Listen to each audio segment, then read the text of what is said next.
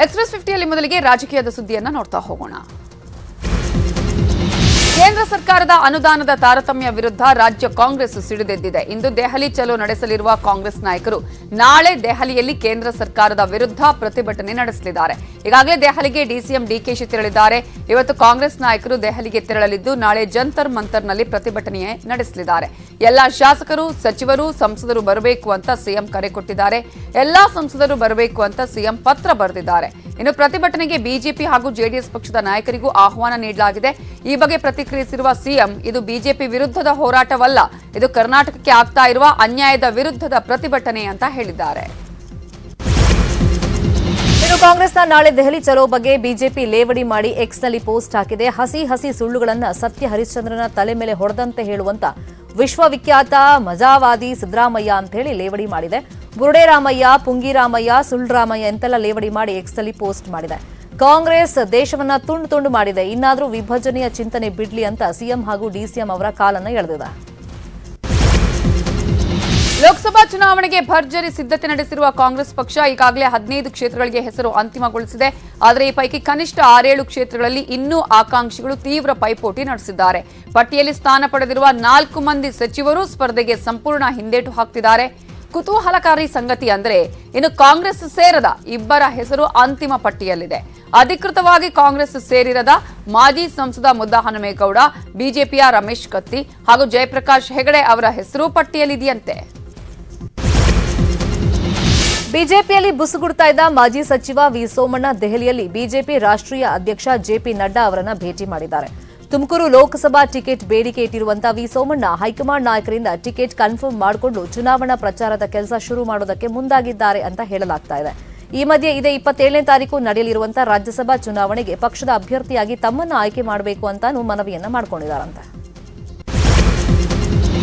ಲೋಕಸಭಾ ಚುನಾವಣೆಗೆ ಬಿಜೆಪಿ ಭರ್ಜರಿ ತಯಾರಿ ನಡೆಸುತ್ತಿದೆ. ಈ ಮಧ್ಯೆ ಕೇಂದ್ರ ಗೃಹ ಸಚಿವ ಅಮಿತ್ ಶಾ ಅವರು ಫೆಬ್ರವರಿ 10ರಂದು ಕರ್ನಾಟಕಕ್ಕೆ ಭೇಟಿ ನೀಡುತ್ತಿದ್ದು ಮುಂಬರುವ ಲೋಕಸಭೆ ಚುನಾವಣೆಯ ಸಿದ್ಧತೆ ಕುರಿತು ರಾಜ್ಯ ಬಿಜೆಪಿ ನಾಯಕರ ಜೊತೆ ಚರ್ಚೆ ನಡೆಸಲಿದ್ದಾರೆ. ಹಾಗೆ ಜೆಡಿಎಸ್ ಜೊತೆ ಹೊಂದಾಣಿಕೆ ಬಗ್ಗೆಯೂ ರಾಜ್ಯ ನಾಯಕರ ಜೊತೆ ಚರ್ಚೆ ನಡೆಸಲಿದ್ದು ಸೀಟ್ ಹಂಚಿಕೆ ಬಗ್ಗೆ ಮಾತುಕತೆ ನಡೆಸುವ ಸಾಧ್ಯತೆ ಇದೆ.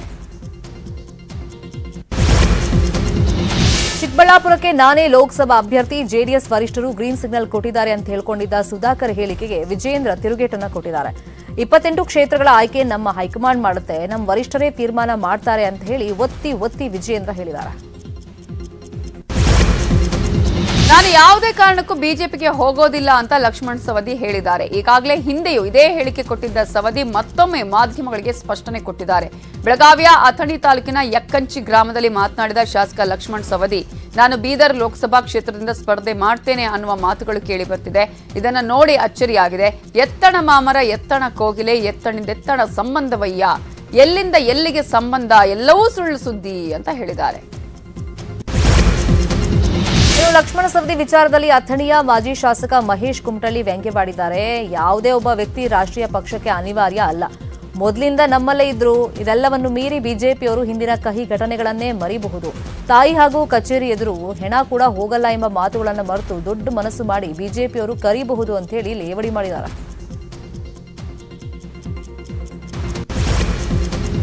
ಬಿಜೆಪಿ ವಿರುದ್ಧ ಕಾಂಗ್ರೆಸ್ ಆರ್ಥಿಕ ತಜ್ಞ ಆರ್ಬಿಐನ ಮಾಜಿ ಗವರ್ನರ್ ರಘುರಾಮ್ ರಾಜನ್ ಅವರನ್ನ ರಾಜ್ಯಸಭೆಗೆ ಕಣಕ್ಕಿಳಿಸುವ ಸಾಧ್ಯತೆ ಇದೆ. ಕರ್ನಾಟಕದಿಂದಲೇ ರಾಜ್ಯಸಭೆಗೆ ಆಯ್ಕೆ ಮಾಡಿ ಕಳುಹಿಸಲು ಹೈಕಮಾಂಡ್ ಪ್ಲಾನ್ ಮಾಡಿದೆ. ಬಿಜೆಪಿ ವಿರುದ್ಧ ಅಂಕಿಅಂಶ ಸಮೇತ ಟೀಕೆಗೆ ರಾಜನ್ ಅವರನ್ನ ಅಸ್ತ್ರ ಮಾಡಿಕೊಳ್ಳೋದಕ್ಕೆ ಕಾಂಗ್ರೆಸ್ ನಾಯಕರು ಮುಂದಾಗಿದ್ದಾರೆ ಎನ್ನಲಾಗಿದೆ. ಕರ್ನಾಟಕದಲ್ಲಿ 3ರನ್ನ ರಾಜ್ಯಸಭೆಗೆ ಆರಿಸಿ ಕಳುಹಿಸಬಹುದು.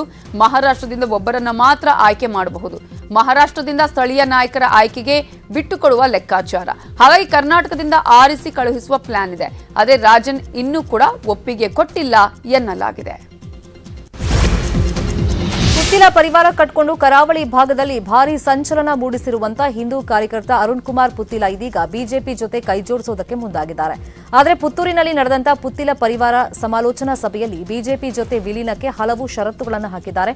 ಲೋಕಸಭಾ ಚುನಾವಣೆಗೂ ಮುನ್ನ ಪುತ್ತೂರು ಬಿಜೆಪಿ ಮಂಡಲದ ಅಧ್ಯಕ್ಷ ಸ್ಥಾನ ನೀಡಿದರೆ ಮಾತ್ರ ಬಿಜೆಪಿಗೆ ಸೇರ್ಪಡೆ ಆಗುವುದಾಗಿ ಹಿಂದೂ ಕಾರ್ಯಕರ್ತ ಅರುಣ್ ಕುಮಾರ್ ಪುತ್ತಿಲ ಹಾಗೆಯೇ ಪುತ್ತಿಲ ಪರಿವಾರ ಬೇಡಿಕೆ ಇಟ್ಟಿದೆ. ಮುಂಬರುವ ಲೋಕಸಭಾ ಚುನಾವಣೆಗೆ ಭರ್ಜರಿ ತಯಾರಿ ನಡೀತಾ ಇದೆ. ವಿಜಯಪುರ ಜಿಲ್ಲೆಯಲ್ಲಿ ಬಿಜೆಪಿ ಕಾರ್ಯಕಾರಿಣಿ ಸಭೆ ನಡೆಸಲಾಗಿದೆ. ವಿಜಯಪುರದ ಸಾಯಿ ವಿಹಾರದಲ್ಲಿ ಬಿಜೆಪಿ ಮುಖಂಡರು ಹಾಗೂ ಪದಾಧಿಕಾರಿಗಳ ಸಭೆ ನಡೆದಿದ್ದು ವಿಧಾನ ಪರಿಷತ್ ಸದಸ್ಯ PH ಪೂಜಾರಿ ಹಾಗೂ ಬಿಜೆಪಿ ಜಿಲ್ಲಾಧ್ಯಕ್ಷ RS ಪಾಟೀಲ್ ಕೂಚಾಬಾಳ್ ಭಾಗಿಯಾಗಿದ್ದರು. ಆದರೆ ಶಾಸಕ ಬಸನಗೌಡ ಪಾಟೀಲ್ ಯತ್ನಾಳ್ ಹಾಗೂ ಸಂಸದ ರಮೇಶ್ ಜಿಗಜಿಣಗಿ ಅಲ್ಲಿ ಗೈರಾಗಿದ್ದರು. ಚನ್ನಗಿರಿಯ ಮಾಜಿ ಶಾಸಕ ಮಾಡಾಳು ವಿರೂಪಾಕ್ಷಪ್ಪ ಪುತ್ರ ಮಲ್ಲಿಕಾರ್ಜುನ್ ಮತ್ತೆ ಬಿಜೆಪಿಗೆ ಸೇರ್ತಾ ಇದ್ದಾರೆ. ನಾಳೆ ಬೆಂಗಳೂರಿನ ಬಿಜೆಪಿ ಕಚೇರಿಯಲ್ಲಿ ಮಲ್ಲಿಕಾರ್ಜುನ್ ಬಿಜೆಪಿ ಸೇರ್ತಾರೆ. ಅಪ್ಪ ಹಾಗೂ ಸಹೋದರನ ಮೇಲೆ ಲೋಕಾಯುಕ್ತ ರೇಡ್ ಮಾಡಿ 8 ಕೋಟಿ ಹಣ ಸೀಸ್ ಮಾಡಿದ ಮೇಲೆ ಮಲ್ಲಿಕಾರ್ಜುನ್ ಪಕ್ಷದಿಂದ ದೂರ ಇದ್ರು. ಪಕ್ಷೇತರ ಅಭ್ಯರ್ಥಿಯಾಗಿ ಚನ್ನಗಿರಿಯಲ್ಲಿ ಮಲ್ಲಿಕಾರ್ಜುನ್ ಸೋತಿದ್ರು. ಜೆಡಿಎಸ್ ಪಕ್ಷಕ್ಕೆ ನೂತನ ಪದಾಧಿಕಾರಿಗಳ ನೇಮಕ ಮಾಡಲಾಗಿದೆ. ಪಕ್ಷ ಸೇರಿದ ಕೆಲವೇ ಕ್ಷಣಗಳಲ್ಲಿ ಐಪಿಎಸ್ ಅಧಿಕಾರಿ ಜ್ಯೋತಿ ಪ್ರಕಾಶ್ ಮಿರ್ಜಿಗೆ ಹಿರಿಯ ಉಪಾಧ್ಯಕ್ಷ ಸ್ಥಾನವನ್ನ ನೀಡಲಾಗಿದೆ. ವೆಂಕಟರಾವ್ ನಾಡಗೌಡ ಅವರಿಗೆ ಮಹಾಪ್ರಧಾನ ಕಾರ್ಯದರ್ಶಿ ಹುದ್ದೆ, 5 ಕಾರ್ಯಾಧ್ಯಕ್ಷರು, 3 ಹಿರಿಯ ಉಪಾಧ್ಯಕ್ಷರನ್ನ ನೇಮಕ ಮಾಡಲಾಗಿದ್ದು, ಶಿಡ್ಲಘಟ್ಟ ಶಾಸಕ ರವಿಕುಮಾರ್ಗೆ ಖಜಾಂಚಿ ಸ್ಥಾನವನ್ನ ನೀಡಲಾಗಿದೆ. ಇದೇ ವೇಳೆ ಶಾಸಕ ಶರಣಗೌಡ ಕಂದಕೂರ್ಗೆ ಯುವ ಘಟಕದ ಕಾರ್ಯಾಧ್ಯಕ್ಷ ಸ್ಥಾನದಿಂದ ಖೋಖ್ ಕೊಡಲಾಗಿದೆ. ವಿವಿಧ ಬೇಡಿಕೆಗಳನ್ನು ಈಡೇರಿಸುವಂತೆ ಒತ್ತಾಯಿಸಿ ಇವತ್ತು ರೈತ ಸಂಘದಿಂದ ಬೃಹತ್ ಪ್ರತಿಭಟನೆ ನಡೆಯಲಿದೆ. ಬೆಂಗಳೂರಿನ ಫ್ರೀಡಂ ಪಾರ್ಕ್ ಬಳಿಯಲ್ಲಿ ಸಾವಿರಾರು ರೈತರು ಬರ್ತಾರೆ, ಪ್ರತಿಭಟನೆ ನಡೆಸುತ್ತಾರೆ. ರೈತರ ಪ್ರತಿಭಟನೆಗೆ ಉಪ್ಪಾರಪೇಟೆ ಠಾಣೆ ಪೊಲೀಸರು ಅನುಮತಿ ನೀಡಿದ್ದು ಬಂದೋಬಸ್ತ್ ಮಾಡಿದ್ದಾರೆ. ಇನ್ನು ರೈತರ ರ್ಯಾಲಿಗೆ ಪೊಲೀಸರು ಅನುಮತಿ ಕೊಟ್ಟಿಲ್ಲ. ರಾಜ್ಯದ ಪ್ರಮುಖ ಸುದ್ದಿಗಳನ್ನು ಒಂದೊಂದಾಗಿ ನೋಡ್ತಾ ಹೋಗೋಣ. ರಾಯಚೂರು ಜಿಲ್ಲೆಯ ದೇವಸುಗೂರು ಬಳಿಯ ಕೃಷ್ಣಾ ನದಿಯಲ್ಲಿ ಪುರಾತನ ಮೂರ್ತಿಗಳು ಪತ್ತೆಯಾಗಿವೆ. ಸೇತುವೆ ಕಾಮಗಾರಿ ನಡೀತಾ ಇದ್ದಾಗ ಪುರಾತನ ಮೂರ್ತಿಗಳು ಪತ್ತೆಯಾಗಿದ್ದು, ವಿಷ್ಣುವಿನ ದಶಾವತಾರದ ವಿಗ್ರಹ ಹಾಗೂ ಶಿವನ ಲಿಂಗ ಪತ್ತೆಯಾಗಿದ್ದು, ವಿಗ್ರಹಗಳನ್ನು ಸುರಕ್ಷಿತವಾಗಿ ನದಿಯಿಂದ ಹೊರತೆಗೆಯಲಾಗಿದೆ. ಈ ಬಗ್ಗೆ ಇತಿಹಾಸ ಸಂಶೋಧನಕಾರ ವೀರ ಹನುಮಾನ್ ಮಾತನಾಡಿ, ಕೃಷ್ಣಾ ನದಿಯಲ್ಲಿ ದೊರೆತ ವಿಷ್ಣು ಮತ್ತು ಶಿವಲಿಂಗ ಸುಮಾರು 12ರಿಂದ 15ನೇ ಶತಮಾನದ ವಿಗ್ರಹಗಳು, ರಾಣಿ ರುದ್ರಮ್ಮ ದೇವಿ ಹಾಗೂ ಶ್ರೀಕೃಷ್ಣ ದೇವರಾಯನ ಆಳ್ವಿಕೆಯ ವೇಳೆಯ ವಿಗ್ರಹಗಳು ಅಂತ ಹೇಳಿದ್ದಾರೆ. ಕೇಂದ್ರ ಸರ್ಕಾರ ನೀಡುವಂತ 29 ರೂಪಾಯಿ ಭಾರತ್ ಅಕ್ಕಿ ಮಾರಾಟಕ್ಕೆ ಇಂದಿನಿಂದ ರಾಜ್ಯದಲ್ಲಿಯೂ ಚಾಲನೆ ಸಿಗಲಿದೆ. ಭಾರತ ರಾಷ್ಟ್ರೀಯ ಕೃಷಿ ಸಹಕಾರ ಮಾರುಕಟ್ಟೆ ಒಕ್ಕೂಟದಿಂದ 7 ಸಂಚಾರಿ ವಾಹನಗಳಲ್ಲಿ ಮಾರಾಟ ಆರಂಭವಾಗಲಿದೆ.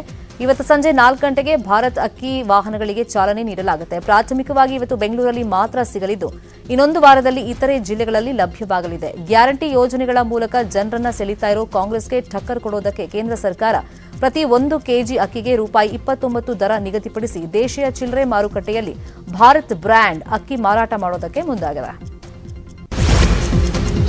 ಬೆಂಗಳೂರಲ್ಲಿ ಆಸ್ತಿ ತೆರಿಗೆ ಬಾಕಿ ಉಳಿಸಿಕೊಂಡವರಿಗೆ ಬಿಬಿಎಂಪಿ ಬಂಪರ್ ಆಫರ್ ಕೊಟ್ಟಿದೆ. ಇನ್ನು ಆಸ್ತಿ ತೆರಿಗೆ ಕಟ್ಟದವರು ಈಗ ತೆರಿಗೆ ಕಟ್ಟಿದ್ರೆ ₹50ರಷ್ಟು ಆಫರ್ ಅನ್ನ ನೀಡಲಾಗಿದೆ. ಆರ್ಥಿಕ ವರ್ಷ ಮುಗಿಯೋದ್ರೊಳಗೆ ಆದಾಯ ಗುರಿ ತಲುಪಲು ಈ ಬಂಪರ್ ಆಫರ್ ಅನ್ನ ಘೋಷಣೆ ಮಾಡಲಾಗಿದ್ದು, ಸ್ಥಳೀಯ ಪಾಲಿಕೆ ಕಂದಾಯ ಕಚೇರಿಯಲ್ಲಿ ತೆರಿಗೆಯನ್ನ ಅರ್ಧ ಕಟ್ಟಿ ಉಳಿದರ್ಧ ತೆರಿಗೆಯನ್ನ ಮನ್ನಾ ಮಾಡಲು ಮನವಿ ಸಲ್ಲಿಸಬೇಕು ಅಂತ ನ್ಯೂಸ್ 18ಗೆ BBMP chief commissioner Tushar Girinath ಮಾಹಿತಿ ಕೊಟ್ಟಿದ್ದಾರೆ. ರಾಜ್ಯ ಕರಾವಳಿಯ ರೈಲ್ವೆ ಪ್ರಯಾಣಿಕರಿಗೆ ಈಗ ಸಂಕಷ್ಟ ಎದುರಾಗಿದೆ. ಬೆಂಗಳೂರು ಮಂಗಳೂರು ನಡುವಿನ ರೈಲನ್ನ ಕೇರಳದ ಕೋಝಿಕೋಡ್ವರೆಗೆ ವಿಸ್ತರಣೆ ಮಾಡಲಾಗಿದೆ. ಹೀಗಾಗಿ ಬಹುತೇಕ ಸೀಟ್ಗಳನ್ನು ಕೇರಳದವರೇ ಬುಕ್ ಮಾಡ್ತಾ ಇದ್ದಾರೆ. ಹೀಗಾಗಿ ಮಂಗಳೂರಿನವರಿಗೆ ರೈಲಲ್ಲಿ ಸೀಟ್ ಸಿಗದೆ ಪರದಾಡುವಂತ ಪರಿಸ್ಥಿತಿ. ಚಾಲಕನ ನಿಯಂತ್ರಣ ತಪ್ಪಿ ಟಿಪ್ಪರ್ ಲಾರಿಯೊಂದು ಡಿವೈಡರ್ ಮೇಲೆ ಹತ್ತಿರುವ ಘಟನೆ ಬೆಂಗಳೂರಿನ ಚಾಲುಕ್ಯ ಸರ್ಕಲ್ ಅಲ್ಲಿ ನಡೆದಿದೆ. ಬನಶಂಕರಿಯಿಂದ ಹೆಬ್ಬಾಳದ ಕಡೆ ಟಿಪ್ಪರ್ ಲಾರಿ ಹೊರಟಿತ್ತು. ಈ ವೇಳೆ ಚಾಲಕನ ನಿಯಂತ್ರಣ ತಪ್ಪಿ ಡಿವೈಡರ್ ಮೇಲೆ ಏರಿದೆ. ಘಟನೆಯಲ್ಲಿ ಯಾವುದೇ ಪ್ರಾಣಹಾನಿ ಆಗಿಲ್ಲ. ಹೈಗ್ರೌಂಡ್ಸ್ ಪೊಲೀಸರು ಸ್ಥಳಕ್ಕೆ ಭೇಟಿ ಕೊಟ್ಟು ಪರಿಶೀಲನೆ ನಡೆಸಿದ್ದಾರೆ. ತೀವ್ರ ಆಕ್ರೋಶ ಮತ್ತು ಜನರ ವಿರೋಧಕ್ಕೆ ಮಣಿದ ಹಾಸನ ಜಿಲ್ಲಾಡಳಿತ ಮುಚ್ಚಿದ್ದ ರೈಲ್ವೆ ಮೇಲ್ಸೇತುವೆಯನ್ನು ಸಂಚಾರಕ್ಕೆ ಅನುವು ಮಾಡಿಕೊಟ್ಟಿದೆ. ಮೇಲ್ಸೇತುವೆಯ 2 ಪಥದ ಕಾಮಗಾರಿ ಮುಗಿದ ಹಿನ್ನೆಲೆಯಲ್ಲಿ ಕಳೆದ ಡಿಸೆಂಬರ್ 6ನೇ ತಾರೀಕು ಮೇಲ್ಸೇತುವೆ ತೆರೆಯಲಾಗಿತ್ತು. ನಂತರ ಎಲ್ಲಾ ರೀತಿಯ ವಾಹನ ಓಡಾಟ ಶುರುವಾಗಿ ಸಾರ್ವಜನಿಕರಲ್ಲಿ ಸಂತಸ ಮನೆ ಮಾಡಿತು. ಆದರೆ ರೈಲ್ವೆ ಕ್ರಾಸಿಂಗ್ ಗೇಟ್ 3 ಮುಚ್ಚೋಕೆ ಅನುಮತಿ ನೀಡಿಲ್ಲ ಅಂತ ಫ್ಲೈಓವರ್ ಬಂದ್ ಮಾಡಿತ್ತು ರೈಲ್ವೆ ಇಲಾಖೆ. ಈ ನಡೆಗೆ ತೀವ್ರ ಆಕ್ರೋಶ ವ್ಯಕ್ತಪಡಿಸಿದ ಪ್ರಯಾಣಿಕರು, ವಾಹನ ಚಾಲಕರು ಜನರಿಗೆ ತೊಂದರೆ ಕೊಡಲಾಗ್ತಾ ಇದೆ ಅಂತ ಹೇಳಿ ಜಿಲ್ಲಾಡಳಿತದ ವಿರುದ್ಧ ಪ್ರತಿಭಟನೆಗೆ ಮುಂದಾಗಿದ್ರು. ಇದೀಗ ಒತ್ತಡಕ್ಕೆ ಮಣಿದು ನಿನ್ನೆ ಸಂಜೆ ಫ್ಲೈಓವರ್ ಮೇಲೆ ವಾಹನ ಸಂಚಾರಕ್ಕೆ ಅನುವು ಮಾಡಿಕೊಡಲಾಗಿದೆ. ಗದಗ ಜಿಲ್ಲೆ ನರಗುಂದ ತಾಲೂಕಿನ ರಡ್ಡೇರ ನಾಗನೂರು ಗ್ರಾಮದ ಯೋಧ ರಾಮನಗೌಡ ಕರಬಸನಗೌಡರ ಹೃದಯಾಘಾತದಿಂದ ಮೃತಪಟ್ಟಿದ್ದಾರೆ. 44 ವರ್ಷದ ರಾಮನಗೌಡ ಅಸ್ಸಾಂ ಹಾಗೆಯೇ ಸಿಕ್ಕಿಂ ನಡುವಿನ ಬಾಂಗ್ ಡೋಂಗ್ನಲ್ಲಿ ಹಿಮಪಾತದ ವಾತಾವರಣ ಇದ್ದಂತಹ ಸಂದರ್ಭದಲ್ಲಿ ಇದೇ ಕಾರಣಕ್ಕೆ ರಕ್ತದೊತ್ತಡದಲ್ಲಿ ತೀವ್ರ ಏರುಪೇರಾದ ಹಿನ್ನೆಲೆ ಆಸ್ಪತ್ರೆಗೆ ದಾಖಲಿಸಲಾಗಿತ್ತು. ಆದರೆ ಹೃದಯಾಘಾತದಿಂದ ಮೃತಪಟ್ಟಿದ್ದಾರೆ. ಇವತ್ತು ಸ್ವಗ್ರಾಮಕ್ಕೆ ಯೋಧನ ಪಾರ್ಥಿವ ಶರೀರ ಬರಲಿದೆ.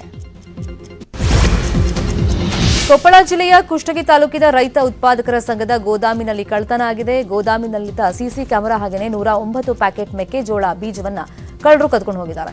ಸುಮಾರು 2 ಲಕ್ಷ ಮೌಲ್ಯದ ಬಿತ್ತನೆ ಬೀಜ ಆಗಿದ್ದು ರೈತರಿಗೆ ವಿತರಣೆ ಮಾಡಬೇಕು ಅಂತ ಇಡಲಾಗಿತ್ತು. ಈ ಬಗ್ಗೆ ಕುಷ್ಟಗಿ ಠಾಣೆಯಲ್ಲಿ ಪ್ರಕರಣ ದಾಖಲಾಗಿದೆ.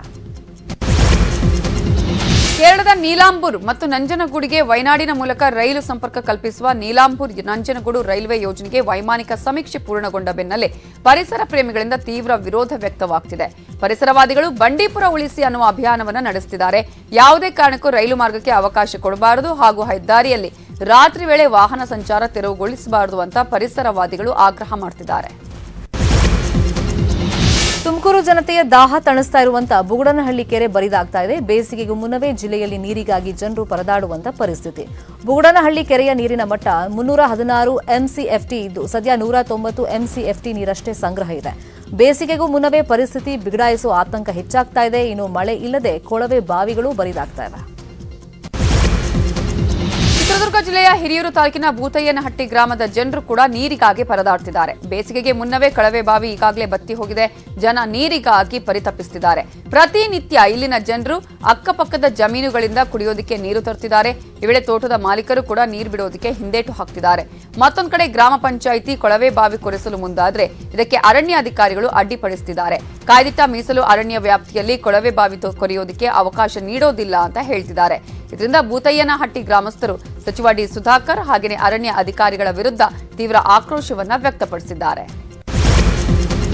ಸಂವಿಧಾನ ಜಾಗೃತಿ ಅಭಿಯಾನದ ಅಂಗವಾಗಿ ತುಮಕೂರು ಜಿಲ್ಲಾ ಕ್ರೀಡಾಂಗಣದಲ್ಲಿ ಏಕ ಬಳಕೆಯ ಪ್ಲಾಸ್ಟಿಕ್ ಬಾಟಲ್ಗಳನ್ನು ಯೂಸ್ ಮಾಡಿಕೊಂಡು ನಮ್ಮ ಸಂವಿಧಾನ ಎಂಬ ಪದದ ಕಲಾಕೃತಿ ರಚಿಸಲಾಯಿತು.